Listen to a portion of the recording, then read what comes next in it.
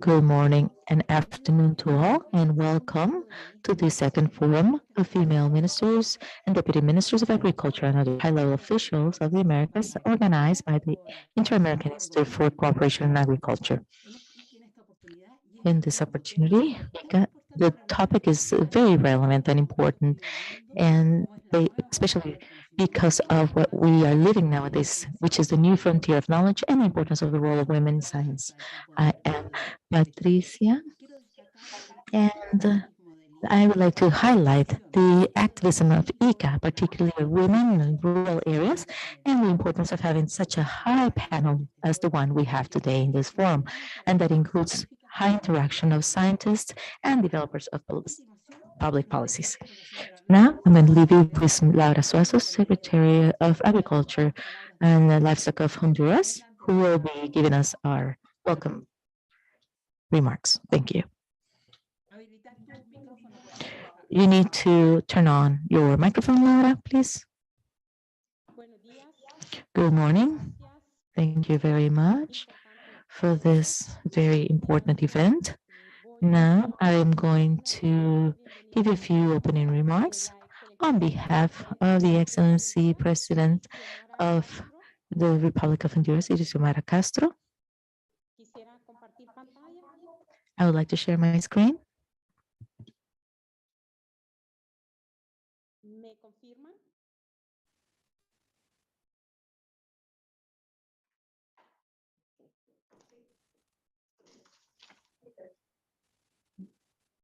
Buenos días a todas y todos. Good morning to all. Excellency President of the Republic of Costa Rica, Rodrigo Chávez, and his staff members, accredited to the Republic of Costa Rica, female ministers and deputy ministers of agriculture, and other people present in this event, ladies and gentlemen, high-level officials present, Minister of Antigua and Barbuda, Excellency Samantha Marshall, Minister of Agriculture, Fishery in Barbuda, Ms. Mary Claude Bivio, Minister of Agriculture and Agri-Food in Canada, Her Excellency Laura Bonilla Cotto, Minister of Agriculture and Livestock of Costa Rica, Honorable Carolina Aiza, Undersecretary for Science, Technology, Knowledge, and Innovation, as a special guest dealing with the subject of science and technology. Honorable Jules Ronald, Deputy Secretary of the Agriculture of the United States Department of Agriculture. Mr. Manuel Otero, Director General of the Inter-American Institute for Cooperation in Agriculture, special guests, and media present. Dear participants of this high-level event of female ministers and deputy ministers of agriculture and other high-level officials from the Americas, as the representative of the President of Honduras, and also as a woman who is part of the agricultural sector of my noble land, Honduras. Without a doubt, all the women who participate here have contributed to reduce the gap in different areas. In my case, this is very important for those in the Americas, as I became, thanks to the vote of the people of Honduras, to become the very first female president of Honduras. And by doing so, I became an example in history of hope with a positive message for all women, so that the youth and little girls, particularly them, do not have to just dream about becoming a president, but they can become a president. And any country in the Americas or the world can definitely be led by women. In the case of the participation of women, it is important to highlight the contribution that ICA has made to reduce gender gap in the rural areas. We are women who can talk about how things need to be done, and the idea is to share amongst ourselves how we are making progress in all these areas. I understand gender barriers that women face in society. I understand the importance of investing in education, research, innovation and development to advance in a country, and the key role of the participation of women in science. Today, generation of knowledge is key to advance in a country, in a nation.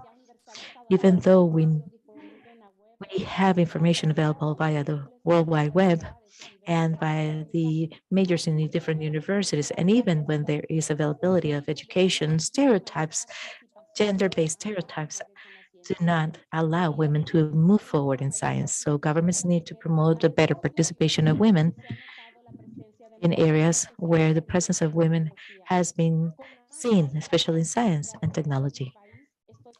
By leading my country, I am committed to support education, science, and technology to find fast and sustainable solutions to the problems that affect our society, and also to allow more youth to be able to enter into this area, especially women. In my government, we have the high participation of women in different secretariats and undersecretariats positions as never before in my country. So I would like to congratulate ICA for this initiative, as well as the State of Agriculture and Livestock of Honduras, as they allowed for women to participate in science and technology with this kind of events. Thank you very much. Thank you very much, Secretary Suazo, for reading the words of the President Xiomara Castro. And what you're doing is definitely very interesting, particularly in promoting education in science among the youth. Now, I would like to invite Director General of ICA, Dr. Manuel Otero, to talk about the new frontier of knowledge and the importance of the role of women in science. Go ahead, Manuel. Thank you. Thank you very much, Patricia. Good morning to all. I would like, first of all, to salute the President of the Xiomara Castro Sarmiento, the President of Honduras. I would also like to greet the Secretary of the country, Laura Suazo. We are truly honored to have in this room the Minister of Agriculture and Livestock of Costa Rica, Laura Bonilla, who I really thank her for her presence here, and the Vice Minister, or Deputy Minister, Lucia Barreiro, and I would like to greet all the ministers and Deputy Ministers of Agriculture and other high-level officials from the Americas, and the team from ICA, of course. And I would like to tell you that at the beginning of this meeting, we have 110 participants from 16 countries, which is showing that this topic is really a very important one. I would like to highlight in this forum, it's something because I am very convinced that we are seeking important consolidation of things through these events and very relevant topics. I would like to highlight that this is a forum of women that today are leading transformation processes that inspire us, that lead us and give us guidance and sense for the transformation and strengthening of the agri-food systems of the Americas. And I believe that this is a very important opportunity to bring together the network of scientists, developers of public policies, professionals with high sensibility and that are committed with their societies. This call, these topics, and the new proposals that arise from the suggestions of participants allow us to favor collective actions of countries. In isolation, no country will save itself. And that's why this kind of networks that we need to foster will help to have a true, sustainable, resilient, and inclusive rural development. I would like to highlight that when we had the first forum last year, we had in that virtual panel 5 ministers and 12 deputy ministers. Today we have 1 minister less, only 4 ministers, female ministers, but today we have counted 6 deputy ministers. But I would like to give you some good news. Yesterday, the appointed President of Colombia just appointed as Minister of Agriculture, Ms. Cecilia Lopez Montaño, a wonderful Colombian, a great Colombian, a professional with much knowledge. And so I think that probably in the third forum, we will be able to have 5 ministers again.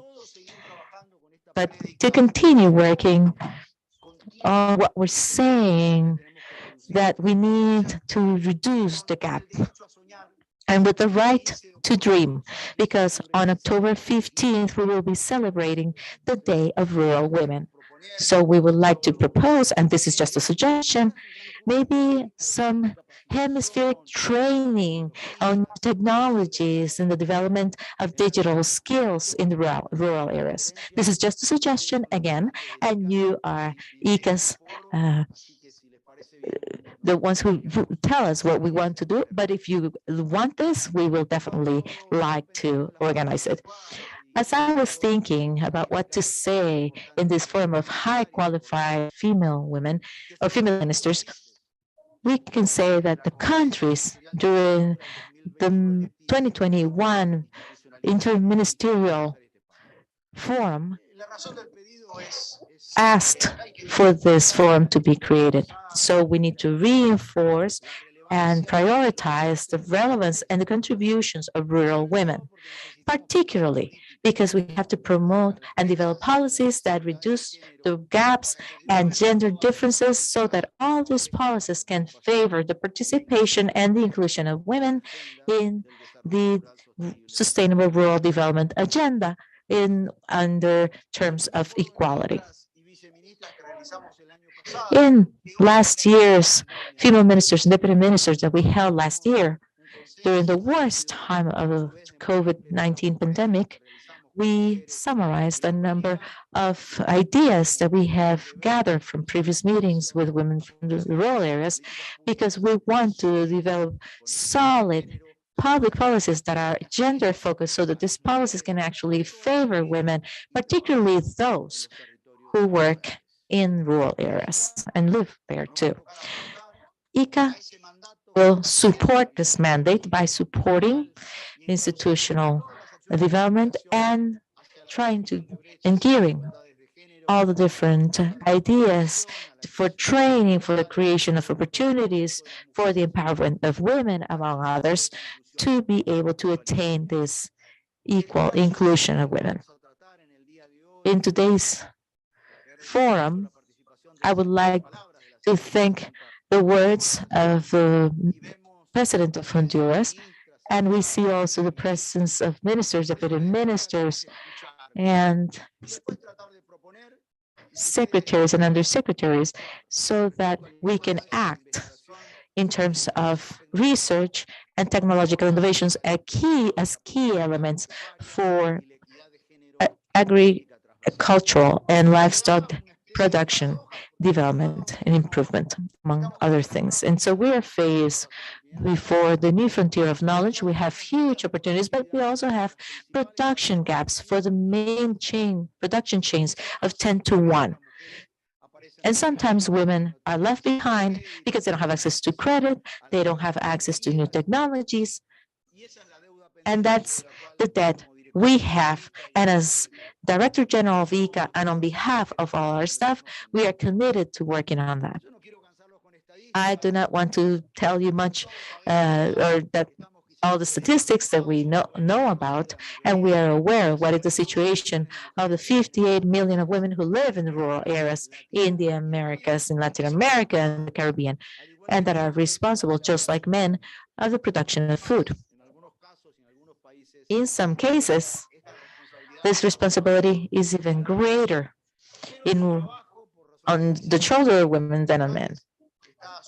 But this is under-registered, it is not acknowledged. Very few have access to credit or to programs of technical assistance, and their integration in the development processes that are aimed at developing rural agriculture is hard for them. So this is key. We need to turn them, and we should give them opportunities for progress and well-being. We are convinced that men and women should integrate massively to this unprecedented change that we have in agriculture that is interacting more with science, technology, and innovation, which allows to give structural solutions to the most serious problems faced by the world. And they should have all the tools that men already have to be to lead this agriculture of and this exchange of knowledge and agriculture, digital agriculture that is already 5.0 and that provides so many opportunities. We need more researchers, we need innovation, we need more entrepreneurs, and obviously more capital to be able to finance this development, new policies as well to generate those virtuous circles and be able to realize the potential of our continent that is already providing for the food worldwide. And all this is key in this task. Also for environmental sustainability, for attainment of peace, this continent should still be a continent of peace, and that's something I always say. And for the betterment of our nations, rural women and the new generations are the strongest drive for the agricultural sector and everything that happens in the rural sector. And that's why we think they're the key players in sustainable development, sustainability and development of rural areas. And that's why I want to thank the technical work of ICA's team, particularly in everything that is related to gender, to promote the participation of women, of the youth in the agricultural and lifestyle sector, and everything that has to do with science, technology, innovation, to break free from the vicious circle and generate the conditions for a virtuous circle. So, welcome to the second forum with a very important agenda. And as ICA, we need to keep our ears open to see what are the new mandates and start the new pathways that are needed with the idea of making a more equitable, inclusive, and better societies for all. Ms. Laura Suazo and Laura Bonilla, again, I would like to thank you for being here. From ICA, we are more than willing to listen to your messages and your demands and turn them into mandates. So now I would like to give the floor to Ms. Laura Bonilla, who needs to address us now because then she has to leave. So good morning to all. Thank you very much for the invitation and for this excellent initiative of carrying out this forum. Women definitely have it hard, have difficulties like being the ones responsible to support our homes and take care of our homes. So I would like to thank ICA and for the efforts, and Costa Rica. On behalf of Costa Rica, I would like to tell you that you can count on us for the activity they will be holding on October 15th, both virtually and face-to-face. So hopefully we'll be able to carry out this activity. And of course, I would like to reiterate my commitment to women, and particularly the women in the rural areas. I come from a rural area. And so as the president of Honduras was saying, this is a message that we're conveying to women, but particularly to little girls. They need to know that it is possible for them to reach this power position, this decision-making positions, to be able to have an impact on the rural women. And I would like to apologize. The deputy minister will be here and she will be talking about gender as well. We're both crazy about everything that has to do with gender, and of course count on our support. And sadly enough, I have to go to the government council, so I have to step away. But I'm happy that I was able to at least greet you and tell you that I want to work with ICA and work with all of you. We need your support because we all need to work together for the change the world needs, and particularly nowadays when we're having some difficult times for people in the agricultural sector. Have a great day, everybody, and thank you very much. Thank you very much, Madam Minister. for taking the time to join us from Costa Rica. And now I would like to give the floor to the Deputy Minister of Costa Rica.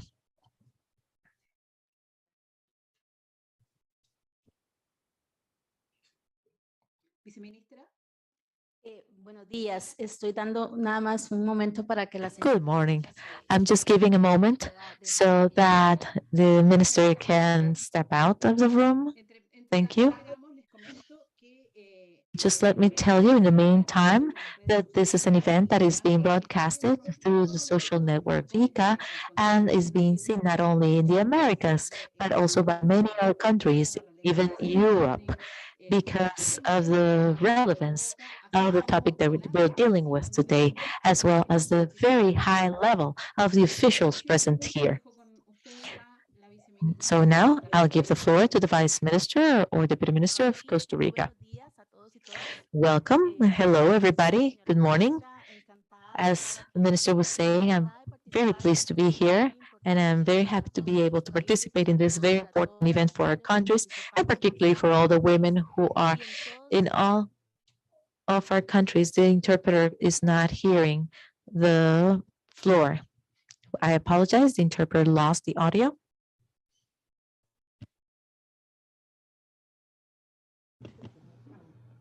Por favor, el audio de la viceministra Rocío Valerio.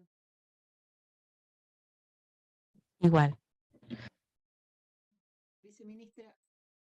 Viceministra, por favor, un momentito que estamos sin poder escucharla. One moment, please. We cannot hear you. Ms. Valerio, one moment, please. Ahora vamos a ver cómo solucionamos el problema. Let's see if we can solve this problem. I apologize for that. And so I would like to highlight what Vanel was saying regarding the importance of the support that ICA is given to the entire continent to strengthen the participation of women in such an important topic as food security. Let's see if it works now.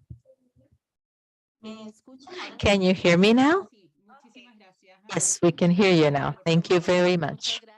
Well, thank you. And once again, I would like to greet you. Good morning, all. First, as I was saying in the beginning, I'm very pleased to be able to participate in such an important event for Latin America. And just to let you know that Costa Rica is present here. And as the minister was saying, both of us come from rural areas. We both come from areas that are dedicated to agriculture, and we have felt the need to reduce those gaps. Since I was little, I am from the farther north part of Costa Rica, an area that is highly productive, but women had to play a role back then. And this is a story that I always tell because sometimes I feel it's incredible that I had the opportunity to work in technical and scientific positions because my destination was to be a sewer. And when I turned 15 years old, my father gave me a sewing machine so that I would work like that.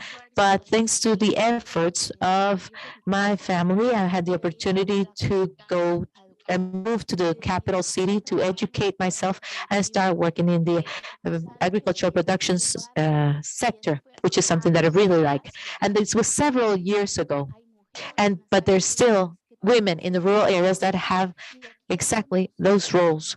And as women here that are in high-level positions that can make a difference, we need to work hard on this. We know that the sustainable development and development of the agri-food systems in the rural areas always go through the hands of women. And that has been the case always, but that's a role that has never been acknowledged. So we are working strongly on that. And I would like to reiterate the request by the Minister of Costa Rica that said that we want to work together with you. We need and we want to bring this paradigm change that we still have in our countries, in our Latin American countries, that women should have different roles. And we have demonstrated that many women are now in high-level positions And so there's nothing hindering us from becoming what we want to become. So I would like to thank all of you once again. And I will reiterate what the minister said is that we would like to contribute and help you to develop the activity for October 15th. We would be glad to welcome all of you who can come to Costa Rica and have an event that can talk about public policies that can help women to continue growing and reduce the gaps that we need to reduce so that the participation of women is a more equitable one. Good morning and thank you very much. Thank you, Deputy Minister Mrs. Rocio Valerio. And now we move to the other regions, which is seriously complicated with the impact of climate change over food security, as in the Caribbean, a region where ICA has been supporting systematically for a while.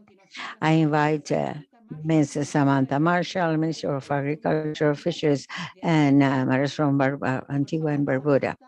Mrs. Samantha, go ahead. Good morning, Madam Chair, distinguished delegates, colleagues, friends, pleasant morning. I apologize because I actually have to continue cabinet sitting, so I will have to give my presentation and exit. But I do wish everyone a very fruitful discussion and hope that we will all be able to build worthwhile policies moving forward. It is often said, and I believe it was Margaret Thatcher, the former Prime Minister of the UK, who said, if you want something said, you can ask a man, but if you want something done, you should ask a woman. Women indeed have been the backbone, the bedrock of every society. In our homes and communities, we turn to our women and they're responsible to feed us. We turn to our women when we're sick and they will help to heal us. And we turn to our women to teach us. We turn to our women to transform war inputs into goods and services, and more so, we turn to our women as problem solvers. More so in the Caribbean and Latin America, women are engaged in food production. In fact, in light of the current global challenges in relation to the disruption of food supply chains and shortages, increased cost of energy, and the inflation crisis, women have played a critical role in ensuring that there is food security and sustainability. Women continue to play key roles in maintaining all four pillars of food security as food producers and agricultural entrepreneurs, gatekeepers, who dedicate their own time, income, and decision-making to maintain food and nutritional security of their households and communities, and managers of the stability of food supplies in times of economic hardship. In our discussion today, it is critical that we address women having greater availability, access, utilization, and stability in science and agriculture to realize security and sustainability. The challenges that we face require every member of our society to be involved. All hands must be on deck. An FAO study suggests that if women had the same access to productive resources as men, the production of their farms would increase by 20 to 30%. This in turn would increase agricultural production in developing countries by 2.5 to 4% and decrease the number of hungry people by 12%. According to the FAO, it is poverty and not the availability of food that is the principal factor in food insecurity. In other words, although there is plenty of food, people don't have sufficient financial resources to access it. The growth of the agriculture and livestock sector in Latin America and the Caribbean must be inclusive of women in order to achieve sustainable development and nutritional and food security. It's estimated that women produce approximately 60 to of food in the world, and they represent 20% of the agricultural labor force in the region.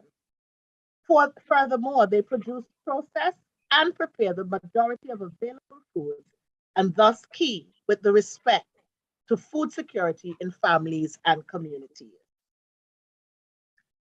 Challenges faced.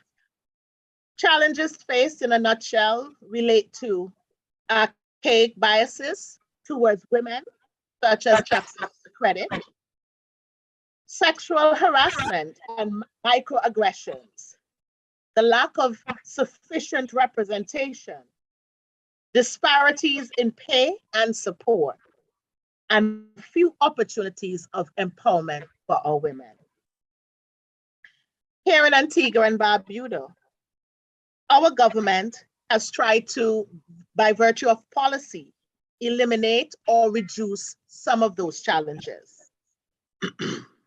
In terms of access to finance through the Women's Empowerment, from the Prime Minister's Entrepreneurship Development Program, we have been able to support a number of women who have ventured into the agricultural sector.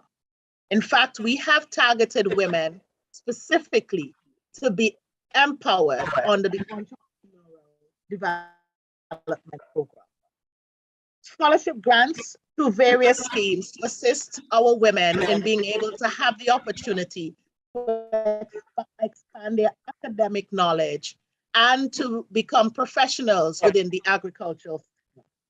Support for women, especially within the hydroponic farm production, access to land to ensure greater access to land for production and greater access to availability of services, as well as equipment and concessions. Specifically, seminars for women on how to scale up production and to develop themselves into stronger entrepreneurs. With the assistance of ECA, we have established the Antigua and Barbuda network of women producers to help our producers maximize and ensure sustainability of that market. Training and development through the GUARD Center, which is a center that is a nonprofit center to assist our young people, but we've asked them to develop specific programs to target our young women and to give them the necessary level of training in the agricultural sector, as well as partnering with the private sector on recognizing female farmers. Before I end, some of the areas that I would like to see some policy solutions are for us to look at how do we promote gender equality in science and agriculture through training and education programs to tackle the biases and untoward behaviors. Secondly, how do we establish inclusivity programs and initiatives to reverse the underrepresentation of our women? Thirdly, how do we introduce policy measures and guidance in law and otherwise close the pay gap and to provide the necessary social and welfare support? And lastly, how do we ensure that we have policies to break barriers for women through the creation of more opportunities for empowerment, better access to finance, better access to training and education, and better access to agribusiness development? On that note, that is my presentation, and I hope that we will be able to have some fruitful discussions surrounding the same. I thank you and wish you all the best.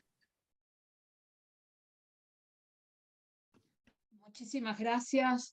Thank you, Mrs. Samantha Marshall from Antigua and Barbuda. Now, I invite the Deputy Secretary of Agriculture of the Department of Agriculture of the United States, Mrs. Joelle Branagh, to give us some words. Go ahead, the floor is yours. Thank you very much. Hello, everyone. It is indeed an honor to be here with such powerful women. We also acknowledge the powerful men who stand along our side. And I would just like to start by saying thank you to the Director General for your leadership, especially with organizing events that seek to elevate and promote women in agriculture, while also acknowledging the importance of all female ministers of agriculture and our contributions to agriculture. It is important that IICA and IICA member states continue to work together to solve the current and future trade concerns for our hemisphere in areas of sanitary and phytosanitary standards and climate and the environment.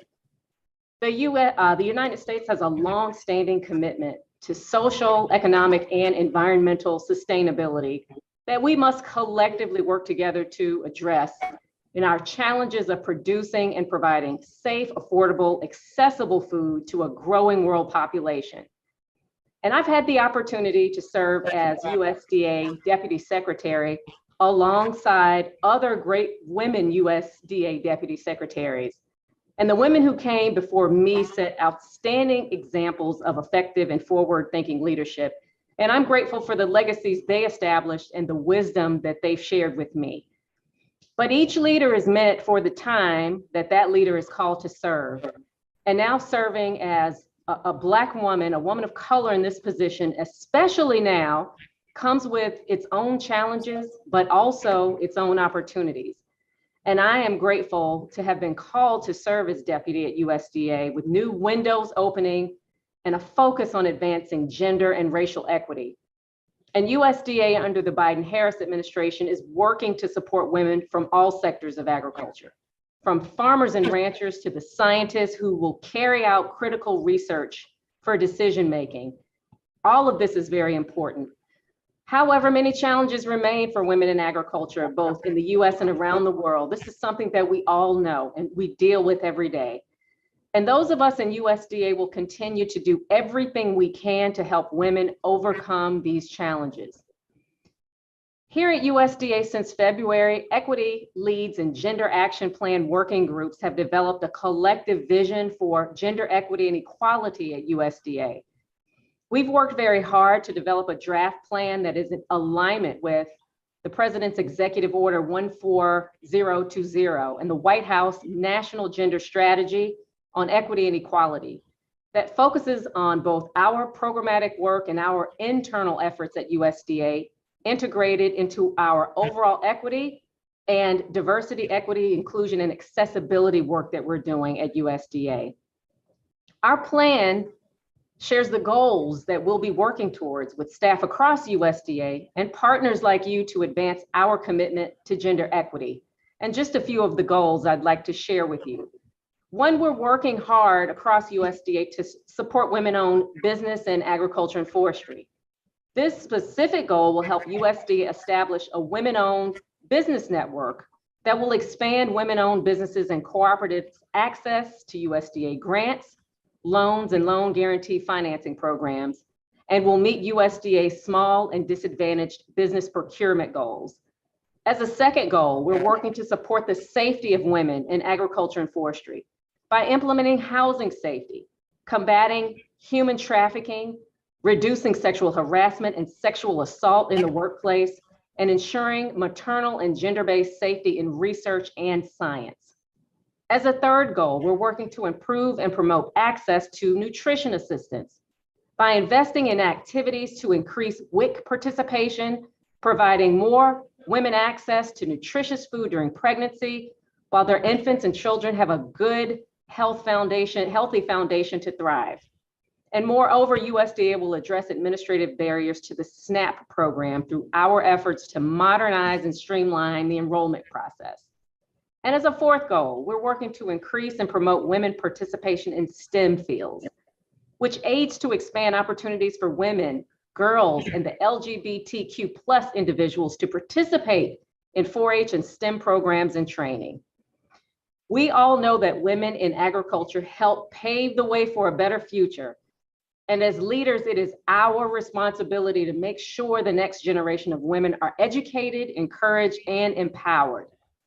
As women in agriculture, we have a very unique opportunity to be the change that we want to see in our industry and to build on the incredible legacy of stewardship innovation, and productivity to help one another succeed. It can be a challenge as a woman to be aggressive in your career field, but breaking the mold is what women in agriculture do. It is what sets us apart and makes us good role models for the next generation. So we need to turn our challenges into opportunities. Again, I thank you for the opportunity to be with you today and to share my experiences. And I know that you will have a very fruitful production throughout the rest of the day. Thank you very much.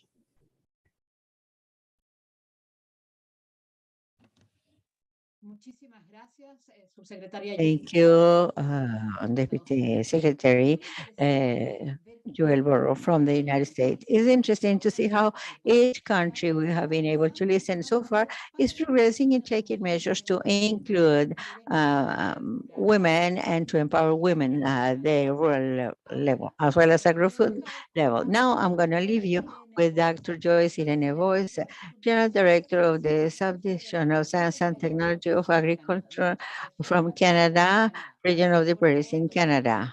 Dr. Joyce, go ahead, floor is yours. Good morning, Madam Chair and distinguished delegates. It is a pleasure to be with you on behalf of the Honorable Marie-Claude Bibeau, Canada's Federal Minister of Agriculture and Agri-Food. Minister Bibeau sends her sincere regrets that she was unable to attend today.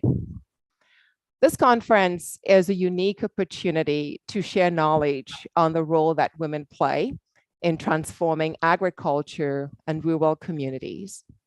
You are helping to empower, encourage, and remove barriers for women in agriculture, and I am so happy to be a part of this discussion today. Rural women are agents of change in the Americas, including Indigenous women.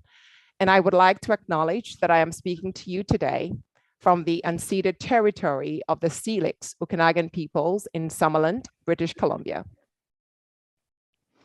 As Minister Bibeau has said, women bring new energy, ideas, and solutions to the agricultural sector, whether it's on the farm, in food innovation, in the boardroom, or in research labs.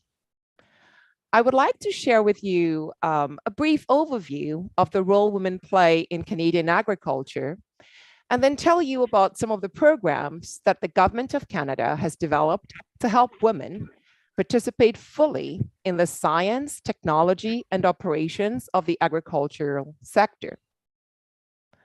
Canada's Agricultural Hall of Fame has several examples of outstanding women who have made their mark on our country's food and farming culture. Indeed, some have become known around the world, such as Dr. Margaret Newton and her pioneering work on wheat stem rust in the early 20th century, which helped protect food security for people the world over. But there is so much more potential to be tapped and so much more that is waiting to be achieved by women in the field. Currently in Canada, women represent 30% of farm operators. However, only 7% of farms are operated solely by women. Farms with sole male operators represent over 70% of revenues and capital. Women, however, represent a higher proportion of total employment in the latter stages of the agri-food value chain in food sales and services. Women in the sector say that they still have to overcome more obstacles than men.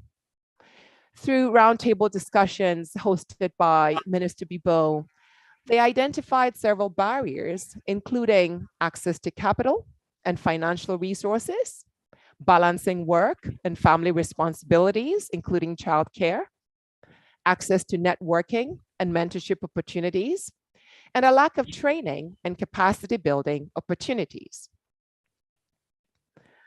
The Canadian government has committed to the empowerment of women and the advancement of gender equality. We have established a number of programs designed to support women in agriculture. For instance, we have a program called Agri-Diversity, which supports the participation of underrepresented groups in the sector, such as women, youth, and Indigenous peoples.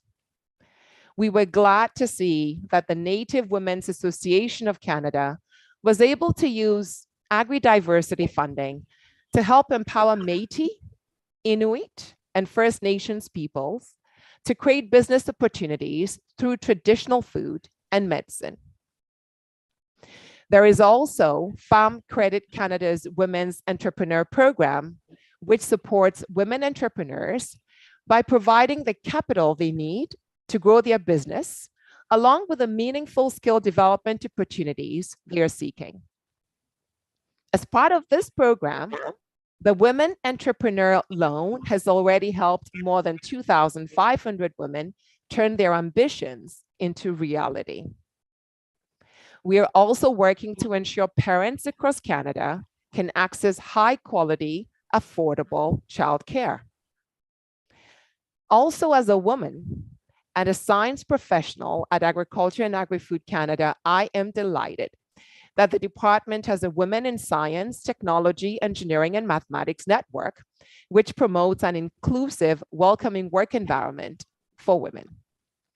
And I'm so proud to see more and more women taking a seat at decision-making tables in Canadian agriculture. Last December, we welcomed the first women to serve as chairperson of the Canadian Dairy Commission and chief veterinary officer. And our current minister, Marie-Claude Bibeau, is the first woman in 137 years to serve as the Canadian Minister of Agriculture. Diversity is a strength. It leads to more innovation, stronger science, and a more resilient agricultural sector for the future. It is not just the right thing to do, it is the bright thing to do. COVID-19 has had a profound impact on women across Canada and the Americas, exacerbating many barriers that they were already facing. And as the economy recovers, we must be more inclusive in order to build back better. In Canada, as we work on our new agricultural policy framework for the next 5 years, we're making inclusion and diversity a priority. One of our guiding principles is addressing barriers to participation of underrepresented groups in agriculture, such as youth and women, and strengthening relationships with Indigenous peoples. It is essential that women have their talents and contributions recognized and celebrated. And that's why conferences like this one are so valuable. And so on behalf of Minister Bibeau and all Canadians, I want to thank you all for the work you're doing on behalf of women in agriculture. Merci, gracias, thank you. Muchas gracias, doctora Joyce. Thank you, Dr. Joyce, for advancing, for telling us what you are doing in Canada. Now, this is the time of my country, Chile, where according to what we have been able to see, agriculture and science are working hand in hand in different initiatives. Therefore, I invite Carolina Gaenza, Undersecretary for Science, Technology, Knowledge, and Innovation of Chile, to tell us about Chile. Thank you. Go ahead, Carolina, floor is yours. Good morning. Greetings from Chile, and from now I apologize for not being able to participate in this important activity. In this second encounter of ministers and deputy ministers of agriculture and high officers from the Americas, where you plan to discuss about the new Board of Knowledge and the importance of the role of women in science, I would like to highlight the pertinence that leading women in the scope of agriculture of the Americas need to reflect and to share experiences leading to deepening the ways to include the gender approach from the intersectional look, understanding the relevance that science and technology and innovation have around it in this discussion. We believe that this debate that is taking place from knowledge and experience of women is pertinent and needed in the current times. Recently, we met with the Deputy Secretary of Agriculture in Chile, Josefa Cardo Reyes, and we discussed about the pertinence of planning a joint work that plan to give tools and knowledge aimed to improve agriculture, but also the quality of life of farmers in the country, pointing to a new development model that considers sustainability and sovereignty, food sovereignty. On the other hand, the need of dialogue that considers the effects, cost, and continue causing both climate change and the pandemic in the life of women, and particularly in the life of women that experience rurality in their productive actions implies to relevate their role as generators of change on an environment that makes them invisible, but also where their rights are vulnerated, affected. To do so, we know that it is imperative to promote their capacities of agency, thinking in public policies with gender perspective and with multi-binational regard on a deep transformation time. Let us generate knowledge forms gender sensitive that will give room to improve the position of women in their territories, and it will enhance the creation of fair societies, challenges this government in general, and this Deputy Secretary share and is committed to largely.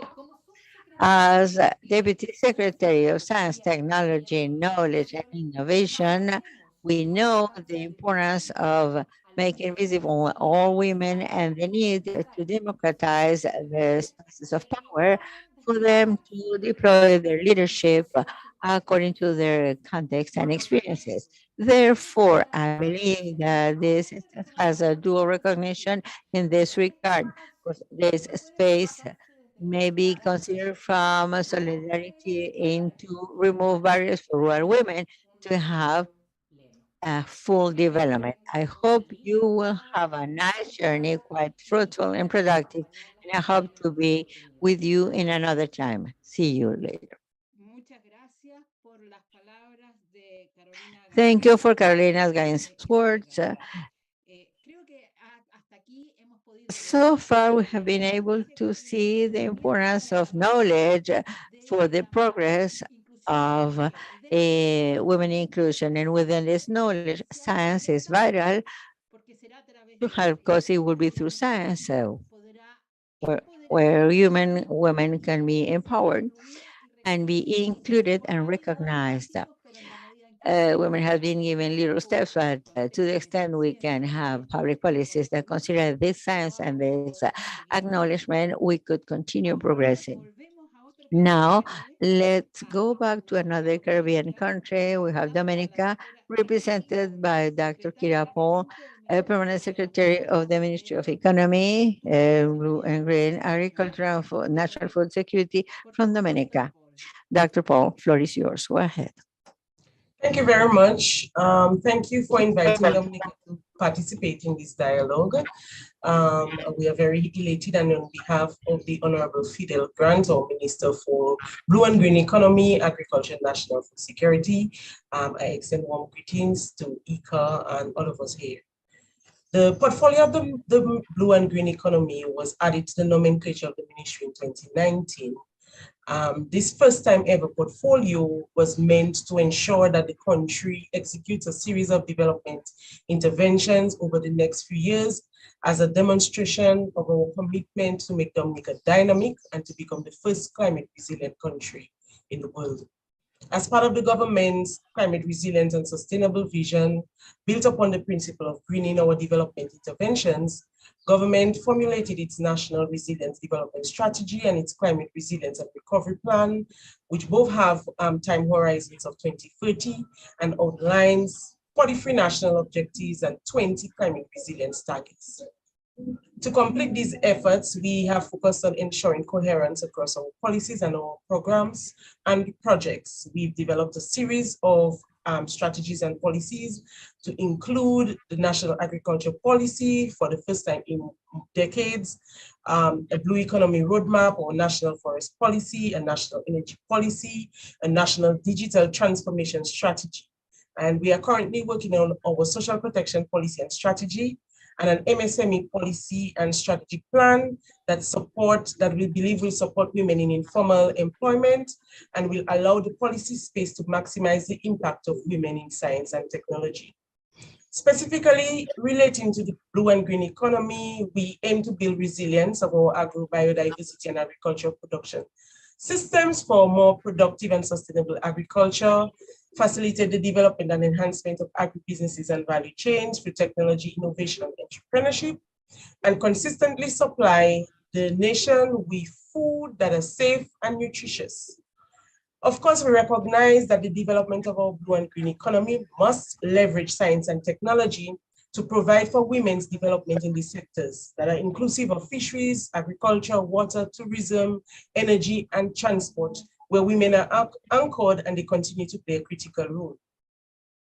The renewed interest in our innovation and technology for the purposes of climate mitigation and adaptation tagged along the renewed interest in promoting gender inequality and ensuring that our development pursuits not only improve the lives of women and men, but that all sectoral policies adequately consider their differential abilities, capacities, and unique needs to ensure that there is equitable development. The government of Dominica's gender policy has been consistent, reflecting an inclusive, gender-sensitive, and people-centered government, recognizing the contribution of women in social and economic and environmental development, the contribution of women in the market, in the labor market, in community development, and in the domestic space. And so we've been registering some concrete progress towards that goal. Nonetheless, we recognize that there is still an imbalance in the participation of women in the labor market. Women are in the formal economy. They are primarily concentrated in government services. There's some in the commercial sectors, and the percentage contribution of women in the agriculture sector is roughly about 20%. And so it means that men represent 80% of the formal agricultural sector. Still, the impact of that 20% female dominance cannot be denied. Within the agriculture and fishery space, our women are food producers, they are food processors, they are vendors, they are home managers, and whether or not they are sole farm operators or they support their partners, they carry out all of those responsibilities simultaneously and impressively. We are also making great strides in ensuring that women are well represented in our senior and managerial positions in both the private and the public sector. As it pertains to the country's leadership, Dominica has exceptionally reduced the political empowerment gap of more than a decade ago. At the highest level of governance, we have female represented in parliament, well above the global average. We have a cabinet of ministers representing 29% of women, and they are supported by the very first time a female secretary to the cabinet, And that's the first time since our independence. Dominica as a frontier, seeks to be a frontier of climate resilience. We recognize that our women as policymakers, an important channel for devising and enforcing policies that sustain the economic empowerment of women and for building an inclusive and innovative society. With regards to our blue and green economy, quite a bit of our women are at the helm, and so collectively, these women we recognize hold the power to influence the requisite resources and plans for building and sustaining the agriculture sector, and to ensure that science and technology is anchored in our plans. And I speak of our financial secretary, who's female permanent secretaries of the Ministry of Agriculture, of the Ministry of Trade, of the Ministry of Environment, and of the Ministry of Education. The Chief Executive Officer of the Climate Resilience Executing Agency, the General Managers of the Dominica Export-Import Agency, of the Agriculture and Industrial Bank, of the Dominica Electricity Company. The technology has emerged as a core driver of our modern knowledge-based economy, which Dominica is pursuing for its digital transformation. And so we recognize that Dominica's global competitiveness hinges on the transformation of that technology infrastructure. As such, we have made concerted efforts to equip our women and youth with the skills of the future to influence their economic empowerment, and most importantly, to participate in and contribute to the economic development of our country. In the area of education, the participation of women in technology, innovation, and engineering systems as a choice of career is strongly encouraged through scholarships and social assistance, as we believe this will position us, our women to play a greater role in food production and food processing activities. During the COVID-19 pandemic, we pivoted to make full use of our digital technologies at workspaces and in schools to respond and to survive the crisis. And we even went further to ensure that every household in Dominica had access to affordable, high-speed internet. Throughout the lockdown period as well, the government instituted a national backyard gardening program which favored women and provided smallholder farmers with inputs and quality seeds, which benefited our women as a source of alternate income and of course supplemented our household bills. We have also established 6 agro-processing facilities within close proximity to the production belts of cassava and toloma that we believe are resilient crops and that will encourage the development and enlargement of value-added businesses, supporting over 100 female-led cottage businesses. In addition, we have encouraged the participation of women in engineering systems to protect their livelihoods.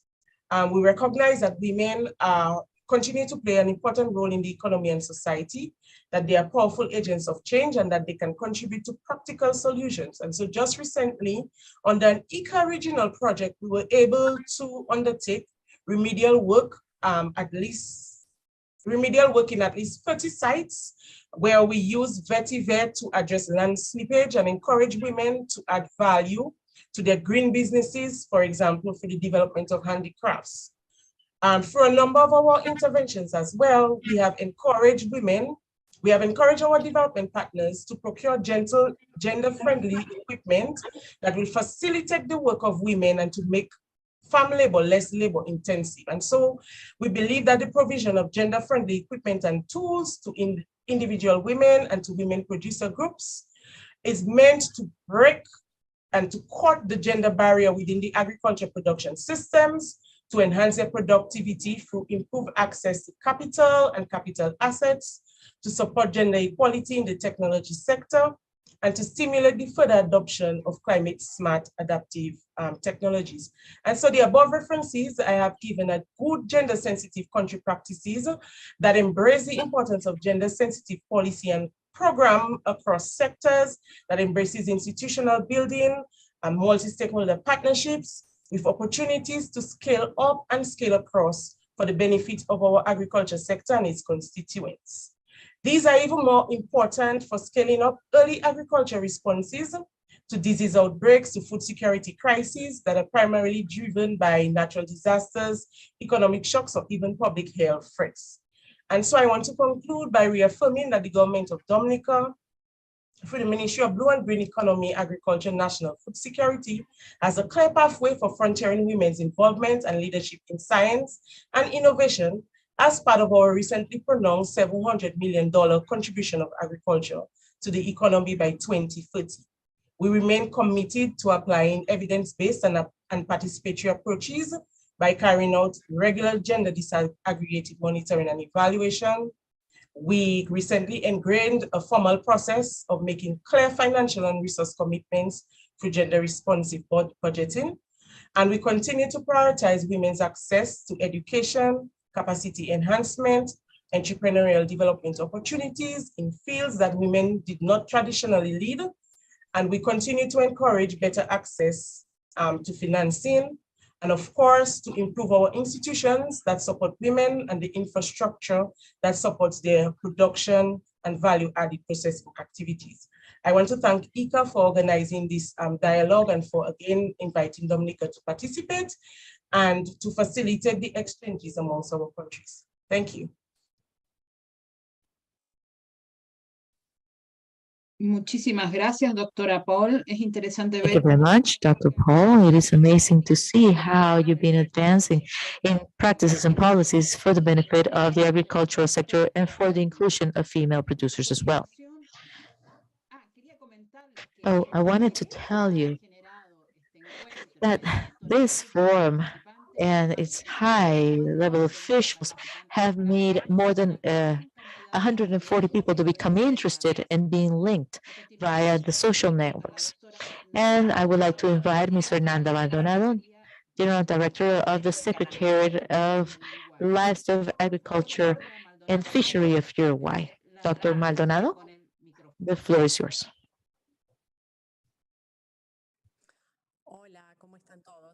Hello, how's everybody doing? First of all, I would like to say that I'm very pleased to be together in this forum with leading women in the agricultural sector. And we have been handling this topics, and I'm going to share what we have been doing so far with you. In 2020, when the new government started working, we developed the Gender National Plan for Agricultural Practices. This plan is the development of a national strategy for the 2021-2024 of the incorporation of a perspective of gender in agricultural and livestock sector and practices and policies. So for that, we summoned all the agricultural sector in Uruguay, and we have a plan that has 83 operational commitments. That is 83 specific policies with compliance indicators, goals, responsible parties, budgets, and chronogram or terms. And we gather people who integrate the agricultural sector and the rural sector from different parties, agro industries, and entrepreneurs, syndicates, professionals, more than 900 people in the entire agricultural sector of our country. The perspective is for the agricultural sector and rural sector are not only about the people who are in the field of it, but we have production working because we have research, technical support, because we have agricultural schools, among others. It is clear that the agricultural sector needs to have the knowledge to help us increase productivity without losing our natural resources and making sure that technical advances improve the livelihood of people, safety of food, and the way people work. This applied in the agricultural sector is huge, and we cannot risk to lose the talent that we have in our country. And here I'm going to start talking about the forum's topic, is the process of construction of the National Plan for Gender in Agricultural Policies found a way to work with women that are linked to science and agricultural research. First, we started asking women with set profiles, particularly consultations with researchers, female researchers in agricultural sector, those who were studying in the university and technical schools, and outreach or extension workers. And together with the systematization of the information, we found that there are very marked differences, and we included this in the document of the plan, and I'm just going to mention a few. A lower income of women who are following agricultural majors, segregation of women towards more urban formation like small animals, and veterinary sciences for those that are not as important in the agricultural sector. The barriers to enter job positions, less acknowledgement in research centers, less access of women to non-formal education linked to agricultural production, ongoing questioning on the technical roles with a high view that agriculture sector is a man world, and this means that there are some barriers as well. From the youth to adulthood, people are being said that the agricultural sector is not for women. With this in mind, we decided that we wanted a different agricultural sector, so we started working on trying to stop losing that human capital. And that can only be done with a very deep cultural change of all the parties. So we decided to include some specific measures in the gender plan to start changing this. And we defined to foster cultural change policies, highlighting the role of women in science and technology, generating massive campaigns and also campaigns of boys, girls, and youth in agricultural research centers, and also to schools that are coming from the rural sector. The idea is to show them that there are women in the agricultural sciences, and that is something that needs to be opened for the new generations. We focus on measures to focus on women in terms of credit and access to technology that would allow them to have economic independence and also train them specifically in agricultural topics. We develop gender programs on technical assistance and also access to institutional positions. We decided to help agricultural the agricultural sector by saying that equity is a good business. And last Monday, we launched an institutional program called Quality with Equity or Equality. And this is meant to change things so there's gender equality. And we signed the agreement to foster this process in the main agricultural research center, the National Institute for Agricultural and Livestock Research. And this entire process is also open to agricultural research centers and other parties that may be interested. We know that this is important, and we believe that this strategy it will yield the fruit for a better agricultural sector with gender equality. Thank you very much for your invitation. I would like to thank ICA for organizing this event.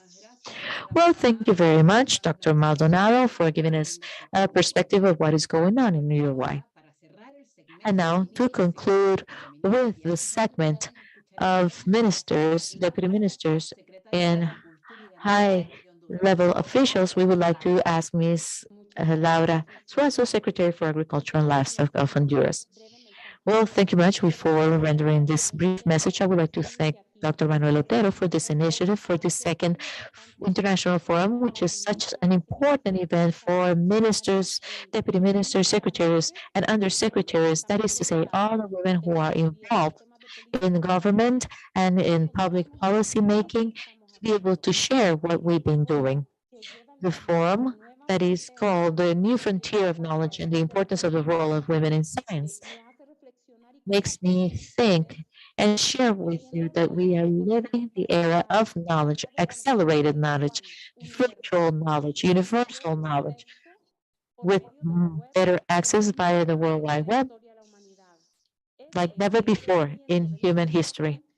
This accelerates knowledge, and so it makes it easy to share. However, formal education, higher education as a mechanism to generate knowledge has also increased worldwide. However, there's still a big gap and a big frontier before women can actually access this higher education at the postgraduate level in order to advance research, technology, etc. Governments and international cooperation include gender inclusion in programs that have to do with science and technology. And these are good things to attain one day what we think in Honduras, and we call in Honduras the so welcome and dream of sustainable development. But to be able to attain this and support the agricultural sector in a country requires the participation of women, but it also requires direct attention to the policies, access, decision-making of women in important actions that may change the road or the pathways that a country, a nation, a region, and the world may be undertaken. This has to be done from the training of women in science, technology, engineering, and mathematics. The STEAM, as it is called in English, is very important. Only here in Honduras, 4 years ago, it was the very first time that a very famous agricultural Pan-American school known as the Zamorano School opened its doors for the first women to be accepted as students in the agricultural field, a field that was meant only for men, highly masculine highly meant for women, for men, and it was very hard for women to enter this world. And because of this, other universities did the same thing in Honduras, like the National Agricultural University of Honduras, and that's how that started 4 decades ago and helped the participation of women in agriculture in my country, a country that has the agri-food and the agricultural sector as one of the very few chances to overcome underdevelopment. This is urgent and necessary. We also highlight the effective and small participation of women in technology. We need to acknowledge a high participation in education and in other fields such as medicine and other areas. However, we still have very little participation in technology, in IT, in research, in innovation, and women as being owners of their own businesses and agricultural businesses. Even though this trend is changing, it's a very slow moving trend. In Honduras, the situation is not only this situation is not only happening in Honduras. Apparently, it is also happening in other countries that even have better economic conditions. Attention to training and motivation for women to enter the science realm is a necessary step. Therefore, our policies should include it. Rural women participate in agriculture via family farming and also commercial farming. And commercial farming in small scale via groups, associations, and cooperatives of women. And that is because women have learned to get together to be able to have access to the means that may allow them to attain better results in terms of agriculture. Rural women and women farmers are present ever more and feed all the families in large cities and medium-sized cities as well. However, there are some basic elements like land ownership and access to credit and technical support that is lacking. And in most cases, there's no governmental technical assistance because the international policies, decentralization policies of the past 3 decades changed that service. Therefore, women have been working on their own and positioning themselves on their own in wherever position they may be right now. As Dr. Otero mentioned, around 58 million women live in the rural areas in Latin America and work just like men in the production of food, but only 5% receive technical assistance and 10% have access to credit. Participation of rural women in agriculture is only a matter of having access to productive resources. When this was done under poverty and extreme poverty context, this is really hard. In Honduras, only 10 years ago, the Via Campesina organization made a study of this condition of rural women who are poor and did not have access to land.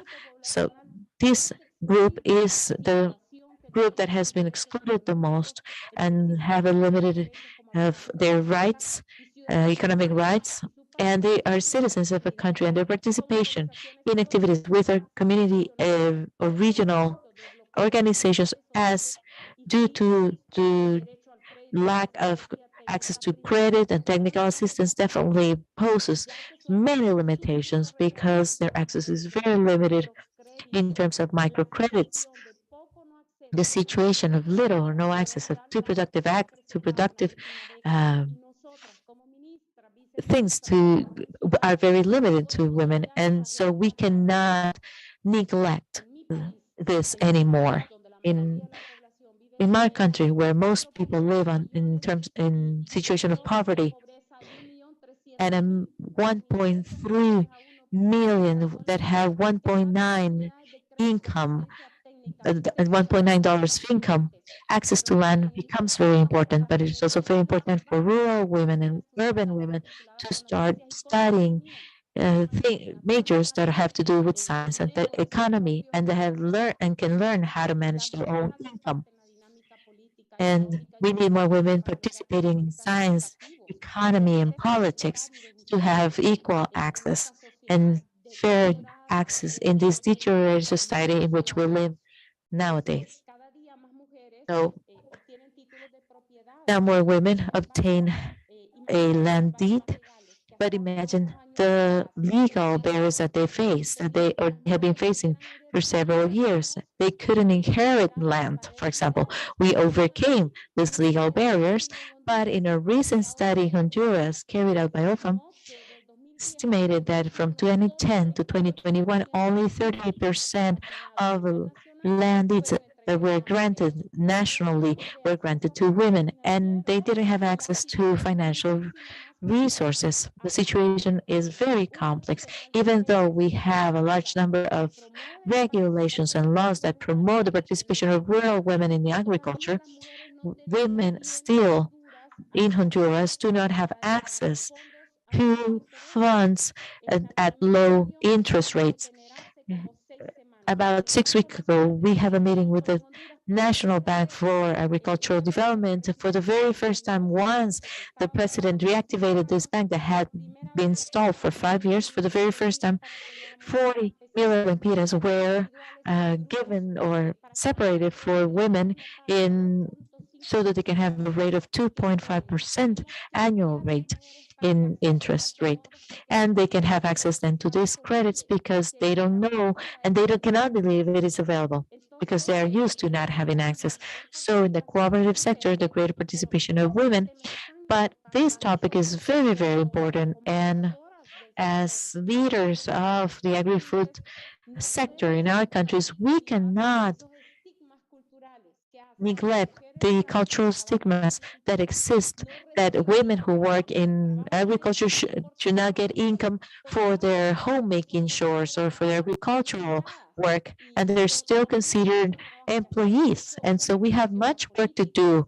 We need to review the policies. Gender approach is very important. And we need to talk also about the low participation that exists in terms of studies in science and technology.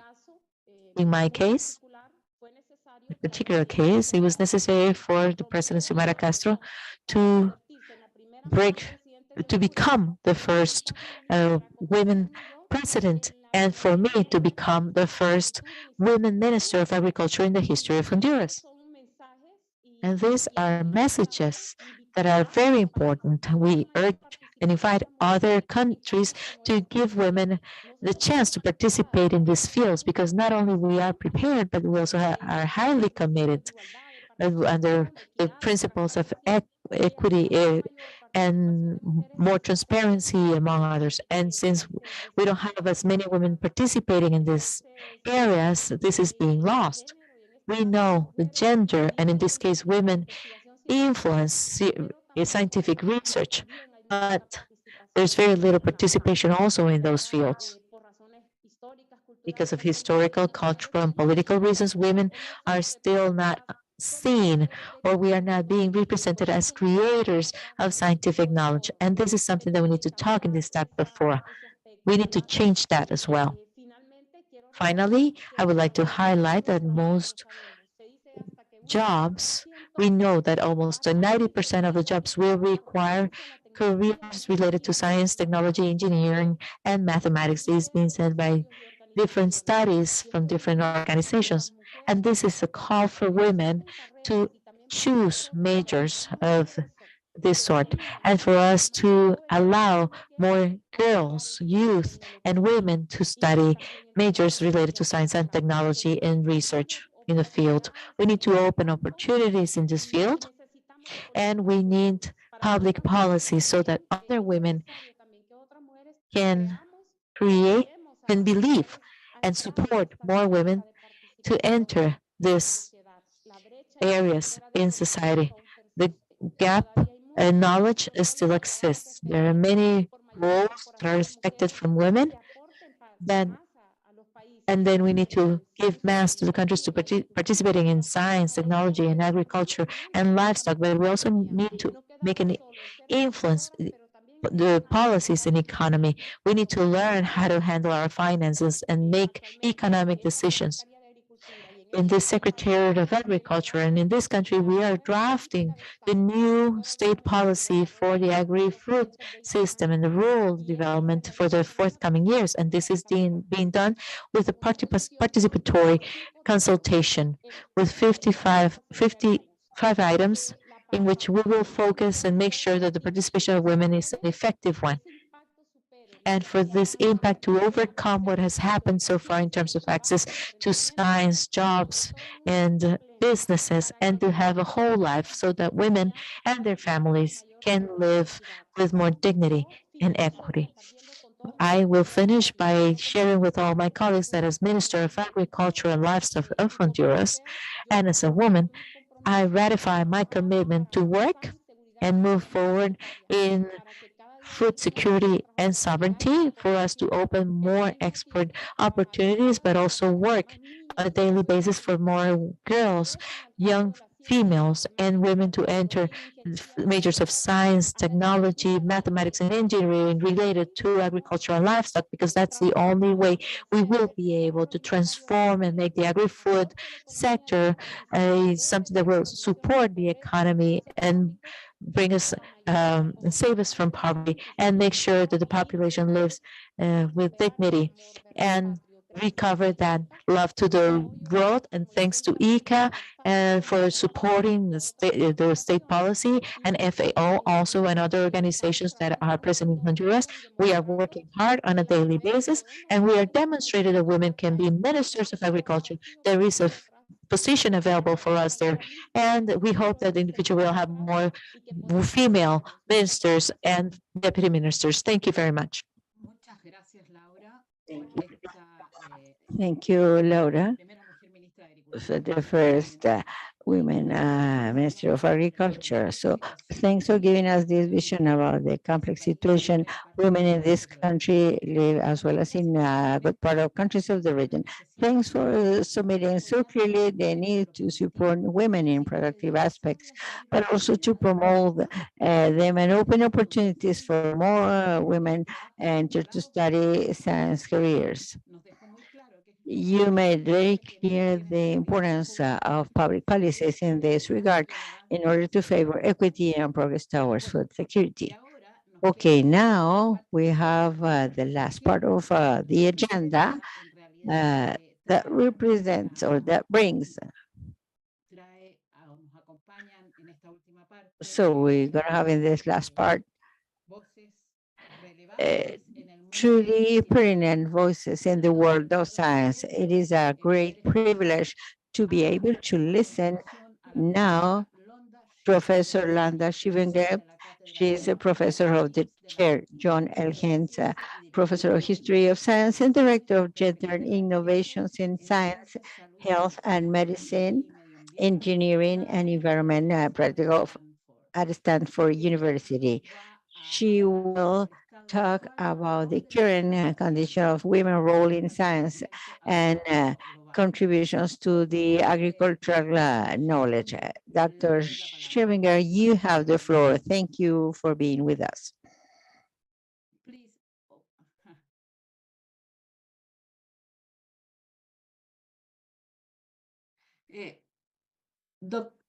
Professor Schivenger, we need you open your mic.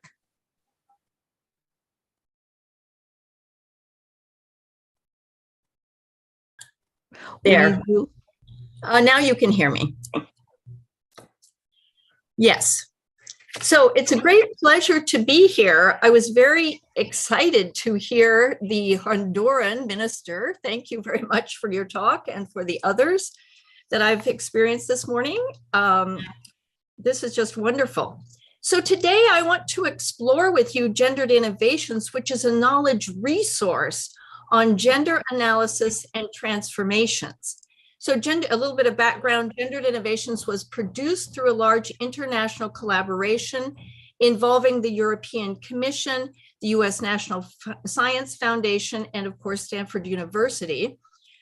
We've now expanded into South Africa, Taiwan, Korea, Japan, and into some parts of Latin America, especially Argentina, and I've given talks in Colombia and Brazil.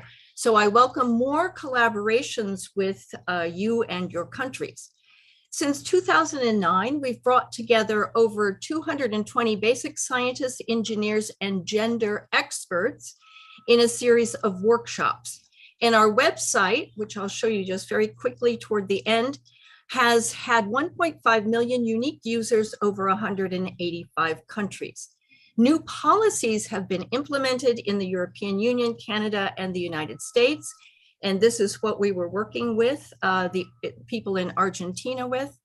And we also do tech roundtables for Silicon Valley companies because they produce, AI and technology for the world. So innovation is about integrating gender analysis into the design of research. The operative question here is, how can we harness the creative power of gender analysis for discovery? Does it take research in new directions? So a bit of background.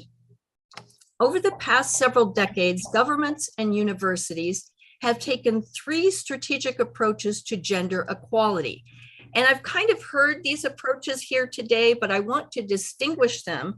Of course, they all work together, but I think we need to think of them as a little bit separate emphases. So first you have fixing the numbers, which focuses on increasing the numbers of women and underrepresented groups in science and engineering. But to make that work, you also need to fix the institutions, universities, research centers, and this promotes gender equality in careers through structural change in these research organizations. And the third then is fix the knowledge or gendered innovations, which is what I do, which stimulates excellence in science and technology by integrating gender analysis into research. So my very short talk today will focus on this third strategic approach, fixing the knowledge. It's the newest area, and to my mind, the most important for the future of science, engineering, and innovations. And this is what gendered innovations is all about. Now, this might be important for researchers in your country because many of your research collaborate with the European Union and look for some funding there. So beginning in 2020, the European Commission strengthened its gender dimension in research design, and now it requires that applicants integrate sex and/or gender into the design of research, or they have to say that it's not relevant. In some cases, it's not relevant, but certainly for agriculture, it is relevant. So in Latin America, several companies are also interested in developing similar policies for their national funding agencies. To support this work, Gendered Innovations, well, the EC held a 2-year expert group, which I directed. This group consisted of 25 experts from numerous fields of science, from biomedicine to marine science to machine learning. We had an expert on agriculture and environmental sciences. And our results are published here. This is easy to find and download. It's completely free, or you can look on our website, the Gendered Innovation website. So let's dive in. We have only one study on our website in agriculture. I would welcome more. And it's specifically on aquaculture. So let's see how gender applies in this area. To overcome food poverty, World Fish led a USAID funded project at aquaculture for income and nutrition with local partners in Bangladesh. And I'm sorry that we don't have an example from Latin America. We took this example from Bangladesh. The project combined the introduction of new technology with gender transformative approaches. So the idea here is to overcome food poverty. Fish is the most important animal source food in Bangladesh, and about 20% of rural homes have fish ponds. And here you see that this project is focused on producing this delicious mola, which is a small nutritious fish. Gender-related cultural and religious norms, however, prohibit women from harvesting fish even from their own ponds. This is seen as men's work. And in addition, many women are reluctant to enter the ponds because then their clothes get wet and these have to be laundered. So to support gender equality and ensure food security, World Fish introduced these mola net gills in the poorest parts of Bangladesh.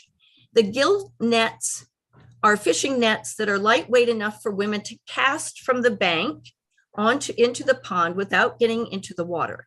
And these nets have a mesh that come in different sizes, and that determines which fish are caught.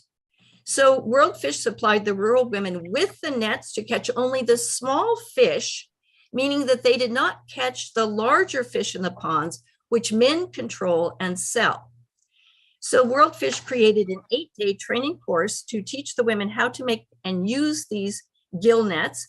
The women make their own nets by buying low-cost mesh and rope from the market, and then they use empty bottles like water bottles for floats, and they use rocks or broken bricks as sinkers. So harvesting the fish with these nets takes only about 30 minutes from the beginning of the nets until they pull it in. And these new nets enable women to harvest nutritious fish for their community, and in this way, they're able to provide valuable nutrition to their community. Now, the key insight here comes from analyzing and transforming gender norms. Because fishing is considered men's work, any initiative to address gender needs to ensure that men and boys, whether these are husbands or neighbors or in-laws, support the new role of women in cultivating and catching fish with these gill nets. World Fish worked with the local community to address the gender dynamics in the household and the community, and the project resulted in changing attitudes toward gender, which enhanced collaboration between family members and resulted in greater technology uptake by women. So this is a great win-win. So World Fish collaborated with the community to understand how gender norms and innovation processes in agriculture influence each other, especially in rural settings. So you might be interested in their new manual that they have promoting gender transformative change with men and boys. So this is just one of our case studies. And I'd like to just show you for 1 second or so our website. It's completely free and open for anyone to use. And we have lots of methods here. For example, if you want to integrate gender analysis into your project, you can go to our method, Analyzing Gender, and you see the steps that are necessary from the time you conceive the research and identify the problem to the time that you collect data. And here we have some of the latest research on how that's done for each of these steps. And of course, we have our citations. So that might be useful to you. We then have our various case studies here in science, medicine, engineering. I'm sure a lot of you are going to use AI even in agricultural work. There's a lot to consider there. And then environment, where we have the case study that I just mentioned. So I welcome you to come to the website and see the fun case studies. They're short, they have clear examples so that you can introduce them to your researchers. Researchers typically at universities aren't trained in how to do this kind of research. And it's important to give them a place to start. And that's what Gendered Innovations is a place to start to really bring this kind of research, to bring gender in to research where it really is transformative. Thank you very much. Muchísimas gracias, Profesora Thank Schivinger. you, Professor Schivinger. Very interesting about the MOLA experience and the impact in the change of inclusion. And look, thanks for the contribution given to us through your site and the invitation to use it. I really believe it is a tool that is going to be really necessary from all the researchers and public policymakers in our countries. Now, we will listen Dr. Raquel Chang. She's an Argentinian biochemical specialized in biotechnology research from CONICET, and he works in the agrobiotechnology of Litoral Santa Fe, Argentina. She is considered one of the most known scientists in Latin America. She is also chair in ICA biotechnology. His presence in this big event qualifies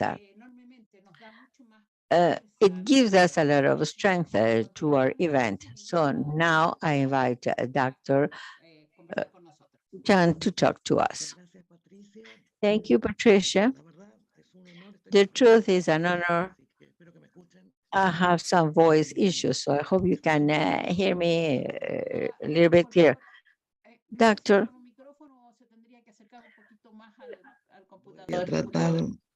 do you have a microphone or? Ahí parece que la escuchamos mejor.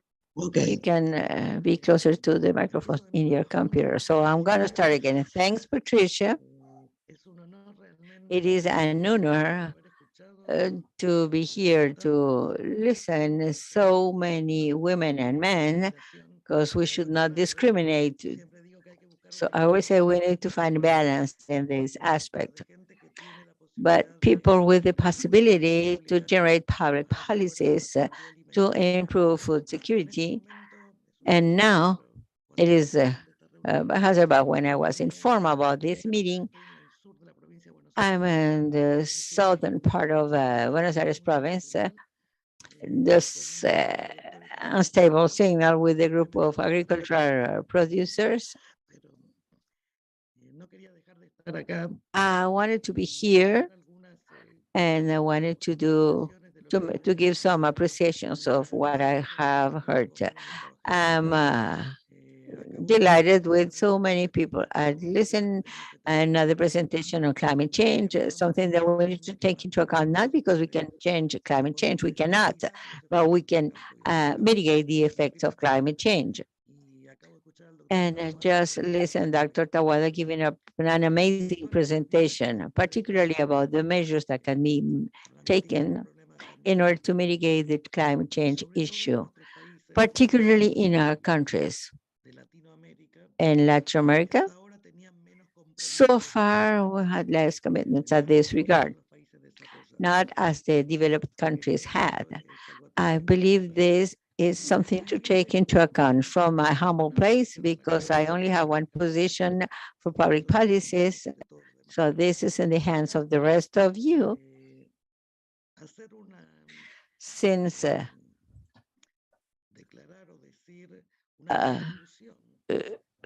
this is a contribution from science, I do not feel the representative of scientists in the world. Nobody gave me that title, but I do have many collaborators that will be delighted, really delighted, to help Latin American countries to improve their policies, their public policies for food security, and to mitigate climate change. We have proposals of any kind. Sometimes these are for extensive crops as well as for family agriculture. That will improve a lot the production in our countries. So the scientific community, but sometimes I believe our problem is that we do not have a good dialogue with those who design public policies. This forum is a forum that, because of the time limitation, there are more statements than each one of us mentioned. So we need to work in commissions, we need to work with objectives to find a way to see how Latin American countries, Dr. Otero mentioned this at the beginning, need to work all together in order to improve food production, to raise poverty lines. The Minister of Honduras mentioned We cannot tolerate that in countries with food production, there are so many people without access to food. This does not depend on science. It depends more on the polity and the policies. From science, we can make a small contribution. Here,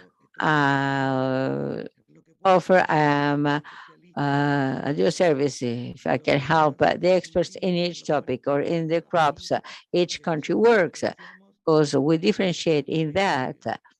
So I'll be completely available to help.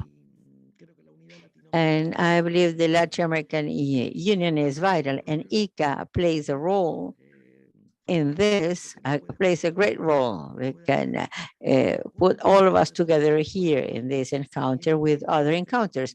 It is very important that we get together. I'm going to conclude my short intervention because I do not have a PowerPoint. I only have 5 minutes. I normally take longer. So I would like to reminding the words of our first Nobel Prize in Science, who said, among many other wise things, we are too poor to give us the luxury of not making science. We need to make science. Only with science we're going to raise the level of income per capita. Studied worldwide, the countries that most invest in science are those who are helping more. So thanks everybody for listening to me. And I don't want to make you bore you more. I remain available through mail. You will find me everywhere. If not, Jorge Worthen has my contact information. So I remain available to help you when you need it. Thank you very much.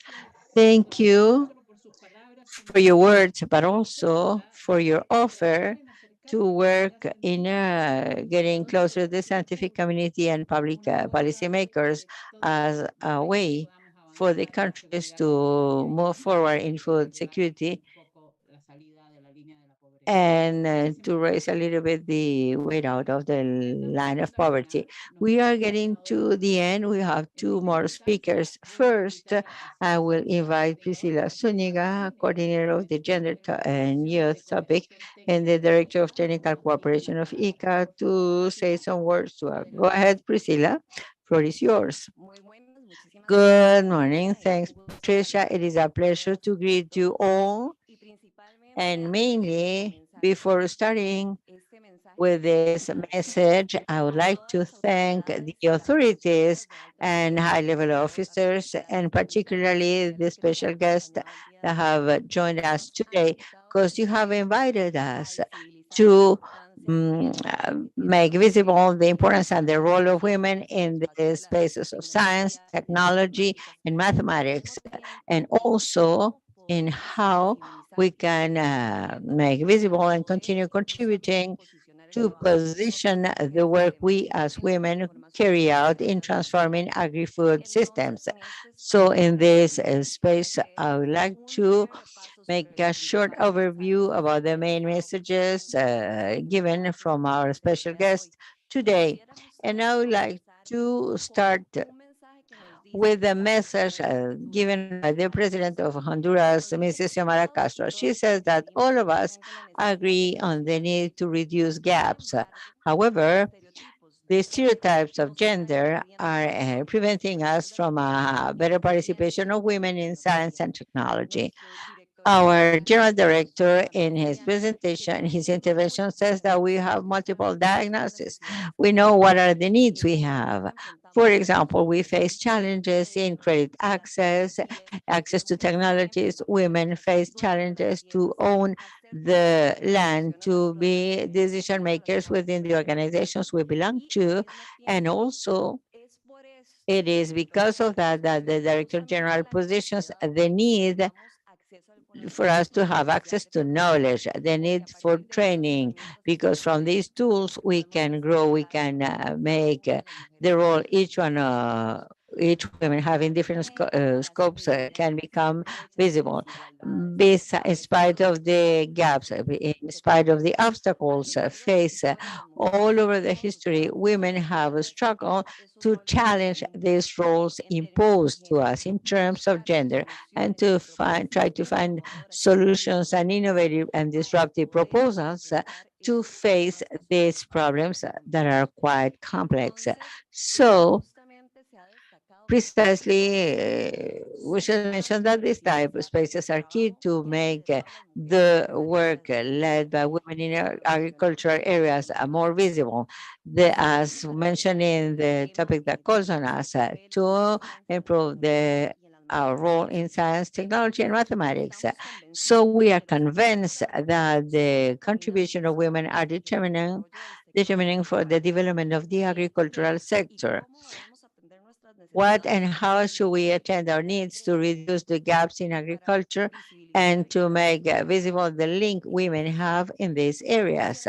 I would like to revise 7 key messages mentioned by all the people that have been our special guests. And they said that we must take care of the role of women. We must create spaces of dialogue and to create networks. We need to understand the context and the dimensions, precisely diversity and multi-dimensions women have in different scopes.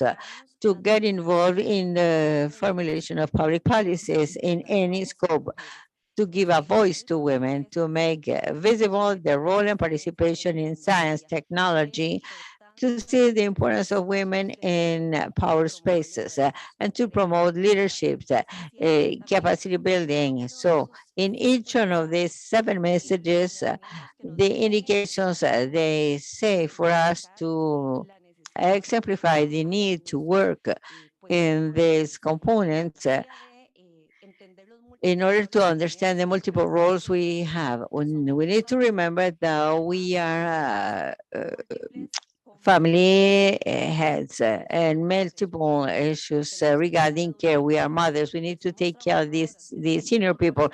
We are workers. We have roles as professionals. Even in the role of mother, we are even teachers. So the minister and the deputy minister of agriculture of Costa Rica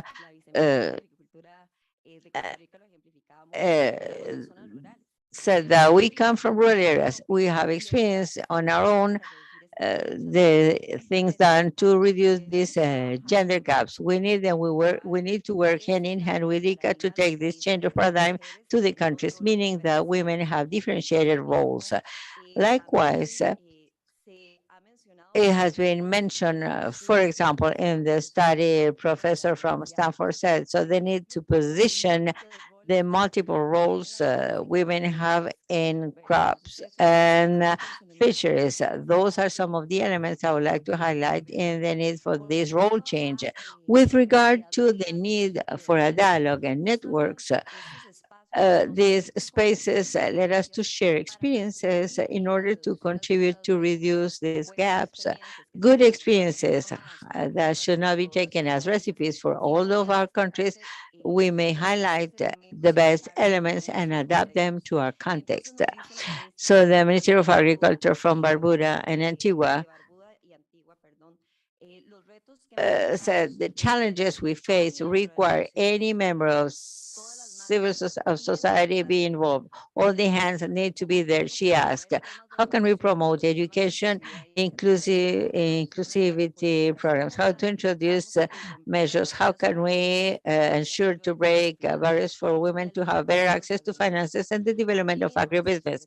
Likewise, the Deputy Secretary of the United States says, collectively, we must work all together to address the challenges of producing and providing food for all by the population. We have a unique opportunity to generate this change. The Chile Deputy Secretary in the same line says there is a need of a multidimensional look to make visible the contributions of women and their incidence in land. And Canada's director says this conference is an opportunity to share knowledge in the role of women in agriculture. You are motivated to move barriers for women.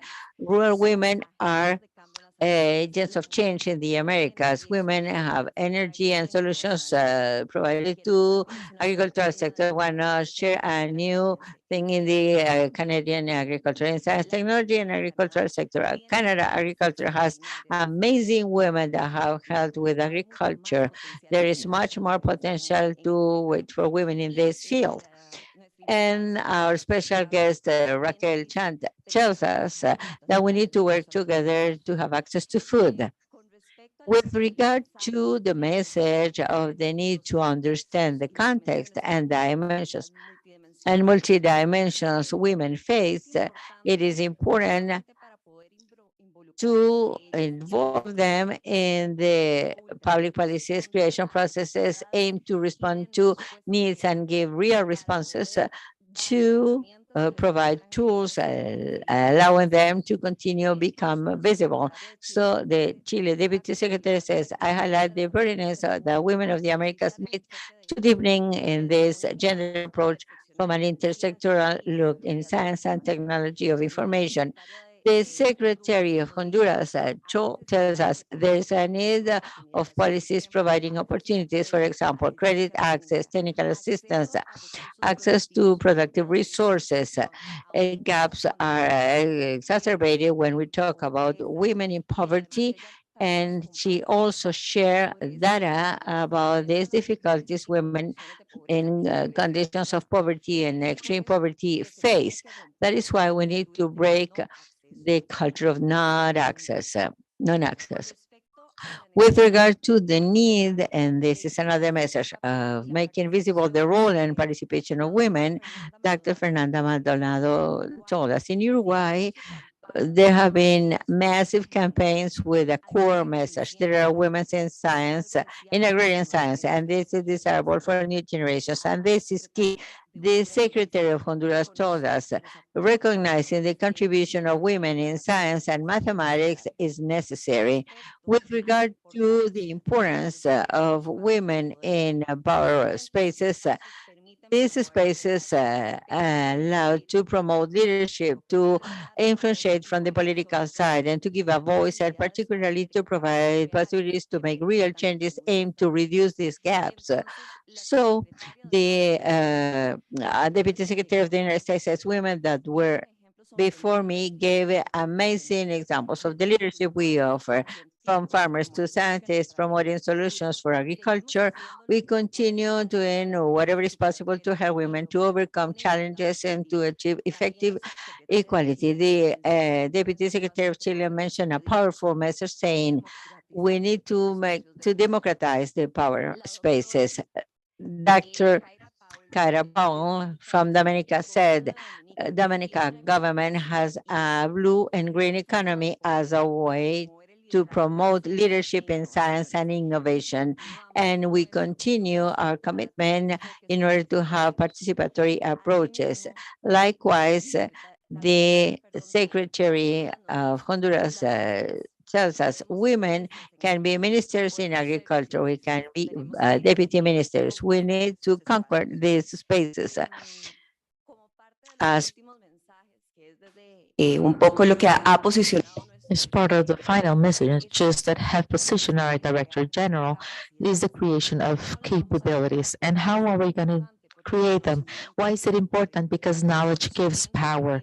Knowledge allows women to empower themselves, allows them to have tools, to have access and conditions of equity, equal conditions, and that are not always present for women and to allow their growth.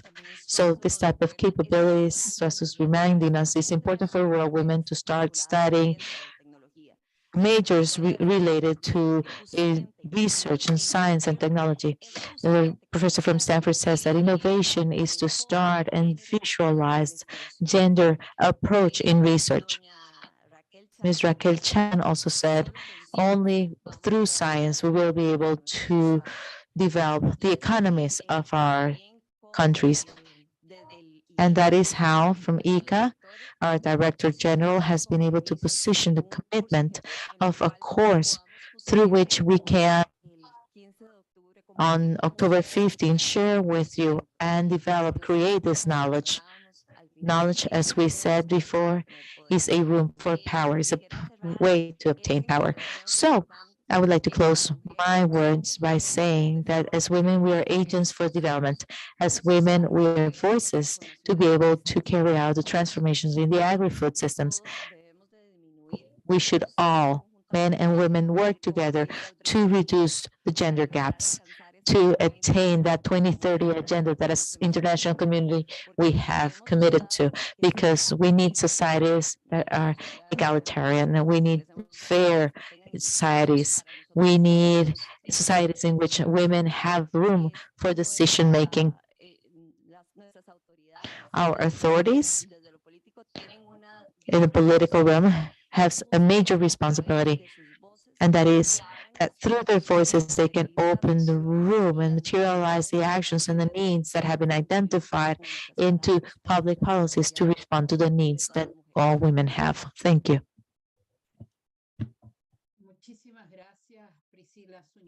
Thank you very much, Priscila Zúñiga, for your words.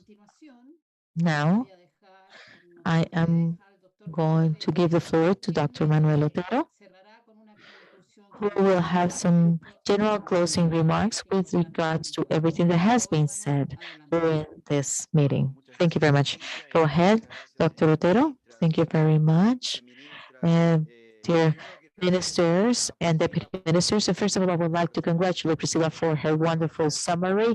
She had a wonderful capability to synthesize the capabilities of women and the professionals that we have in our institution. I feel truly proud of that. I was given a piece of paper saying that this event is being followed by 22 countries, by over 160 participants. And aside from all of the people who are also following us via the social media. So I feel truly proud of this activity. I would like to start my closing remarks with the phrase given to us by Raquel Chan, by giving something that doesn't make sense in our country. We are the largest net provider of food in the world, and despite that, we have some alarming and worrisome levels of food security. So something is happening. If you allow me to say this, we are not doing something right. The idea is to, as a technical cooperation organization, we need to help promote good public policies that allow for resilience, sustainability, and inclusion. And one of the key points is to empower women. And I think this was a topic that was highlighted during this forum. We need to visualize the problem, empower the women, and respect the diversity, and have policies for the long term. In the second forum, I believe, we have made some progress with regards to the first forum, because there are a number of countries that already have some structured plans and programs. And apparently this is, and hopefully this is irreversible. So I think this is some good news. I believe that we should be able to reflect and summarize, and I said, I'm going to say it again, Priscilla did a really good job in putting into writing all these different contributions, because I believe that would be something interesting to read. The different ICAs, decision-making or bodies should hear about this. Very soon we will have the executive committee meeting of ICA, and then we'll have the IABA meeting. So I think this is very important, and I need to report on this progress made. I would like to tell you that we have two key venues through which we want to organize technical cooperation. One is the Observatory of Public Policies, where we're following all the different policies. We heard that Honduras already has some state policies, and ICA is supporting those. And so I think that from ICA, we know what we need to do. We need to incorporate gender policies and keep reporting back to you all the programs and the policies that are being developed in all different countries. So VICA should contribute in visualizing, help you visualize all this, see all this. And from the executive committee, we will develop a school for the transformation of leaders, for the transformation of our agri-food system. So we know that within this platform, we will be able to give much importance to a training program for leading women. And this is another commitment that I would like to have as ICA. So for October 15, Ms. Deputy Minister, so that on October 15, we can then announce a training for leaders to train women in rural areas. This should be a hemispheric program. We're already doing some interesting things here at the headquarters with a rally for rural women that we do starting from a Fab Lab, but this should reach the entire continent, and there should be some national chapters, and we can think of carrying out some online activities and other on-site activities. But in any case, we need to work together, Rocio, so that we can then announce this training program for women as leaders. We can also think of a document to record what is the role of women faced with the global food crisis and give our view from the Americas. We need to highlight this strongly. I don't know if we will be able to do this by October 15. Don't freak out, Priscilla, but we should definitely have this in writing because we believe it's important. Another activity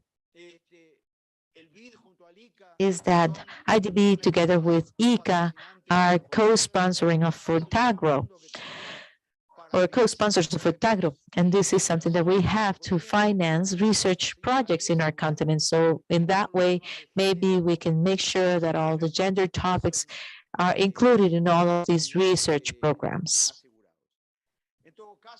Anyhow, we would like to reiterate our gratitude from ICA, tell you that we will still be here in the struggle. Your mandates are very clear so that we can define better our pathways. And so I would like to thank all the members of ICA, Fanny, Breno, Mariela, Priscilla, everybody in general. ICA is fully committed with this topic, and you who are our constituents can rest assured that we will continue this pathway. So I reiterate my satisfaction, my gratitude for the accomplishments of this second forum, but we will have a third forum with more activities, with more results, with more impacts. So thank you very much for this activity. And I believe I can then conclude this forum. Thank you. I can close this forum. So thank you very much, Manuel and Laura, and all participants. And I would like to thank ICA for your commitment to foster new programs that allow to train and empower women throughout the continent. I would also like to thank you for this great opportunity of having such high-level participants. We are very sure that this event will continue favoring from ICA the collective collaboration of countries in favor of their societies and particularly of the most vulnerable ones. Thank you all for the opportunity. Thank you, Secretary Laura. Secretary Laura, greetings from Costa Rica. Thank you all. Greetings.